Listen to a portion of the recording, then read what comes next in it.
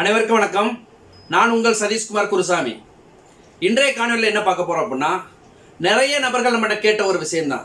Sir, இப்போ ஒரு போலி ஆவணம் பதிவு செய்யப்படுது, இந்த போலி ஆவணத்தின் மீது எப்படி புகார் அளிக்கணும், எப்படி விசாரணை நடத்தப்படணும், இந்த போலி ஆவணம் என்பது எந்தெந்த சட்டப்பிரிவின் கீழ் நடவடிக்கை எடுக்கிறதுக்கு உகந்ததாக இருக்கு, மேலும் இந்த சட்டப்பிரிவு 34 மற்றும் 22A 22B இதன்படி எந்தெந்த வகையில் போலியாக ஆவணங்கள் பதிவு செய்யப்படுது, எந்தெந்த நிலங்களை பதிவு செய்யப்படுது அப்படின்னு சொன்னாங்க. சரிங்க சார், இப்போ ஒரு இடம் போலியாக பதிவு செய்யப்பட்டுருச்சு, அது சம்பந்தமாக நாங்கள் உரிமையை நிலைநாட்டுவதற்காக உரிமையியல் நீதிமன்றத்தில் நாடி நாங்கள் வழக்கு தொடுத்து அந்த வழக்கில் நாங்கள் வெற்றி பெற்றிருக்கோம். நாங்கள் தான் உரிமையாளர் என்பதை அந்த நீதிமன்றம் தீர்மானம் செஞ்சிருக்கு. அப்படிப்பட்ட நிலையில் அந்த வழக்கின் தீர்ப்பை நான் இந்த சார்பதிவாளர் அலுவலகத்தை எப்படி பதிவு செய்ய வேண்டும்? இப்படி நான் பதிவு செய்வதால் ஆல்ரெடி அப்படி அந்த தீர்ப்பை பதிவு செஞ்சோம்னா ஏற்கனவே அந்த போலியாக மோசடியாக பதிவு செய்யப்பட்ட பத்திரமானது ஆட்டோமேட்டிக்கா ரத்தாயிரும் என்பதுதான் சட்டப்பிரிவில் சொல்லப்பட்டிருக்கு. இந்த பதிவு சட்டம் 1908 பிரிவு 23 அதுல தெளிவாக இந்த சரத்து தான் சொல்லப்பட்டிருக்கு. ஒரு உரிமையியல் நீதிமன்றத்தில் உரிமையை நிலைநாட்டி நீங்க ஒரு தீர்ப்பில் ஜெயிச்சிட்டீங்க அப்படின்னா அதை கட்டாயமாக சார்பதிவாளர் அலுவலகத்தில் நீங்க பதிவு செய்யலாம். சரி, இந்த பதிவு செய்வதற்கு எவ்வளவு கட்டணம், எவ்வளவு காலத்திற்குள் பதிவு செய்யணும், இது பதிவு செய்வது சம்பந்தமாக பல உயர்நீதிமன்ற சென்னை மற்றும் மதுரை கிளையில தீர்ப்புகள் வழங்கப்பட்டிருக்கு. இந்த தீர்ப்புகளை அடுத்தடுத்து காணொலியில் நம்ம சொல்லலாம். சரி, இந்த வழிகாட்டுதல் என்ன, இந்த சார்பதிவாளர் அலுவலகத்தில் நம்ம பதிவு செய்யக்கூடிய அந்த தீர்ப்பை எப்படி நம்ம அந்த வழிகாட்டுதல்களை பின்பற்றி பணம் செலுத்தி பதிவு செய்யணும் என்பதை முழுமையாக இந்த காணொலியில் பார்ப்போம். உரிமையியல் நீதிமன்ற தீர்ப்புகளை பதிவு செய்வது என்பதற்காகவே பதிவு சட்டம் 1908 பிரிவு 23 தெளிவாக வழிகாட்டுதல் கொடுக்கப்பட்டிருக்கு. அந்த வழிகாட்டுதல் என்ன சொல்லியிருக்கு அப்படின்னா, ஒரு உரிமையியல் நீதிமன்றத்தில் நீங்க ஒரு தீர்ப்பு வாங்கினீங்க அப்படின்னா அந்த தீர்ப்பை 4 மாதத்திற்குள் பதிவு செஞ்சிடணும். இல்ல காலதாமதமாக பதிவு செய்யறீங்க அப்படின்னா அடுத்து ஒரு 4 மாதம் எடுத்து ஆக மொத்தம் 8 மாதத்திற்குள் பதிவு செஞ்சிருக்கணும் அப்படிங்கிறாங்க. இது சம்பந்தமாக ஒருத்தர் நீதிமன்றத்தை நாடுறாரு. காலதாமதம் ஆகி போச்சு, ஆனா 8 மாதத்துக்குள்ள பதிவு செய்ய சொல்றாங்க, எங்களால் 8 மாதத்துக்குள்ள பதிவு செய்ய முடியல அப்படின்னு சொல்லி ஒருத்தர் நீதிமன்றத்தை நாடுறாரு. அப்ப அந்த நீதிமன்றத்தை நாடும் போது அந்த நீதிமன்றம் என்ன சொல்லுதுன்னா, இப்படிப்பட்ட உரிமையியல் வழக்குகளில் பெறப்பட்ட தீர்ப்புகளை பதிவு செய்வதற்கு எந்த ஒரு காலவரமும் கிடையாது, எப்போது வேண்டுமானாலும் பதிவு செய்யலாம் அப்படின்னு சொல்லப்பட்டிருக்கு. அடுத்து சரி, இப்படி நம்ம பதிவு செய்யக்கூடிய அந்த தீர்ப்பின் நகலுக்கு எவ்வளவு பணம் செலுத்தணும் அப்படின்னா, அந்த சொத்தோடைய மதிப்பு எவ்வளவோ அத்தனை நீங்க பணம் செலுத்தணும். இதுல ஏதாச்சும் பாகப்பிரிவினை செய்யப்பட்டு இந்த மாதிரி உங்களுக்குன்னு தனியாக ஒரு சொத்து இருக்கு அப்படின்னா அதை மட்டும் நீங்க செலுத்தக்கூடாது.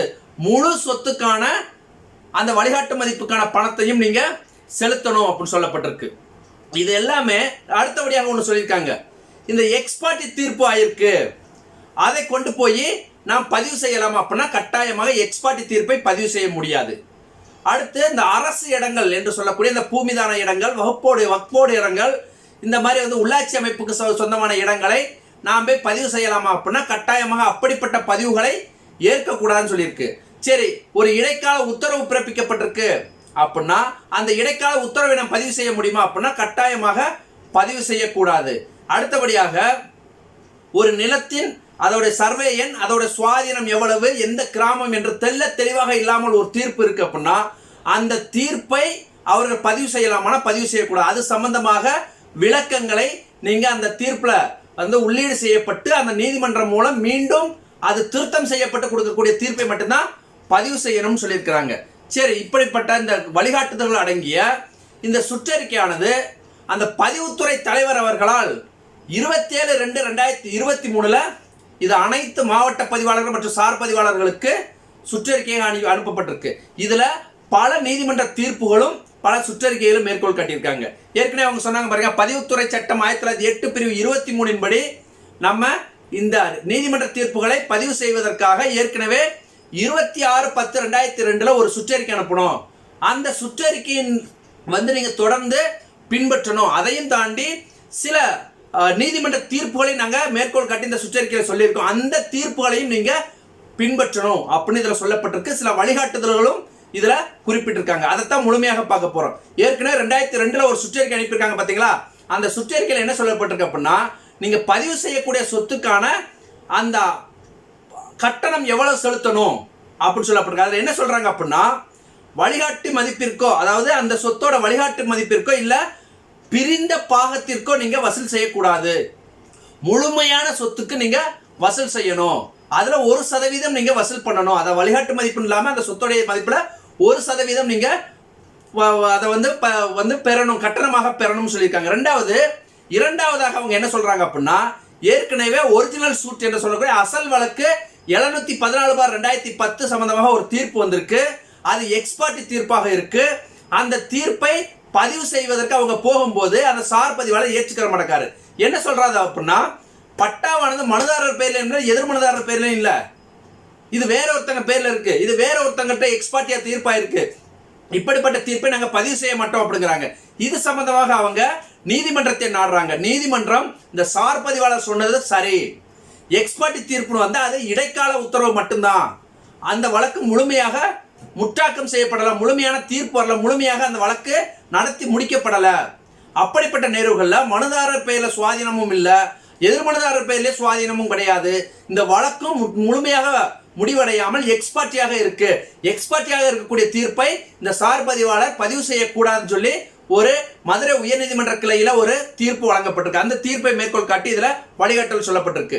அதுக்கு அடுத்தபடியாக அவங்க என்ன சொல்றாங்க அப்படின்னா, சொத்து மீதான தாவாக்கள் உரிமையல் நீதிமன்றத்தில் பிறப்பிக்கப்படும் தீர்ப்புரைகள் பதிவுக்கு தாக்கல் செய்யப்படுவதற்கு பதிவு சட்டம் 1908 பிரிவு 23 வழிகாட்டுதல்கள் சொல்லப்பட்டிருக்கு. என்ன சொல்லியிருக்கு அப்படின்னா, 23 4 மாதத்திற்குள் நீங்க பதிவு செய்யணும். அந்த உரிமையல் நீதிமன்றத்தில் நடைபெற்ற வழக்கு அந்த தீர்ப்பை 4 மாதத்துக்குள் நீங்க பதிவு செய்யணும். அப்படி காலதாமதமாக பதிவு செய்யறோம், கூடுதல் ஒரு 4 மாதங்கள் எடுத்துக்கலாம் அப்படின்னு சொல்லப்பட்டிருந்துச்சு.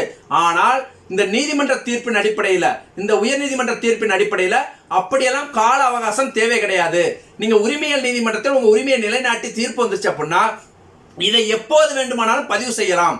இதை இந்த பதிவு சட்டம் 1908 பிரிவு 23 கட்டுப்படுத்தாது அப்படின்னு தெளிவாக சொல்லப்படுங்க. அப்ப நீங்க வழக்குல ஜெயிச்சிட்டீங்கன்னா எப்ப வேண்டுமானாலும் பதிவு செய்யலாம். அதுக்கு அடுத்தபடியாக என்ன சொல்றாங்க அப்படின்னா, ஒரு நீதிமன்றத்துல கிட்டத்தட்ட ஒரு 107 வழக்குகள் நடக்கு. அந்த 107 வழக்குகளை ஒருங்கிணைச்சு ஒரு தீர்ப்பு வழங்கப்பட்டிருக்கு. அந்த தீர்ப்புல என்ன சொல்றாங்க அப்படின்னா, பல அந்த காஞ்சிபுரம் மாவட்டம், விழுப்புரம் மாவட்டம் மற்றும் திண்டிவனம், இந்த அவரப்பாக்கம், இந்த மாதிரி பல கிராமங்கள், செஞ்சி வட்டம், இப்படிப்பட்ட இடங்கள்ல இருக்கக்கூடிய கோயில் நிலங்களை, நம்ம பள்ளிக்கரணை ஏரி மற்றும் இந்த வடவள்ளி கோயில் நிலங்கள், இப்படிப்பட்ட இடங்கள் அரசு சொத்து. இது ஏதாச்சும் பதிவுகள் நடைபெற்றிருக்கு அப்படின்னா இதை நீங்க அந்த பதிவு சட்டம் 1908 பிரிவு 22A படி விசாரணை செய்யணும். இதைத்தான் நம்ம கடந்த காணொலியிலே சொல்லியிருந்தோம். 22A என்பது அப்படின்னா அரசுக்கு சொந்தமான வக்போர் நிலங்கள், பூமிதான நிலங்கள், கோயில் நிலங்கள், ஊராட்சி அமைப்புகளுக்கு சொந்தமான இடங்களை கட்டாயமாக பதிவு செய்யக்கூடாது. அப்படி பதிவு செஞ்சா பதிவு சட்டம் 1908 பிரிவு 22A படி விசாரணையை மேற்கொள்ளலாம். இதெல்லாம் தடை செய்யப்பட்டிருக்கு.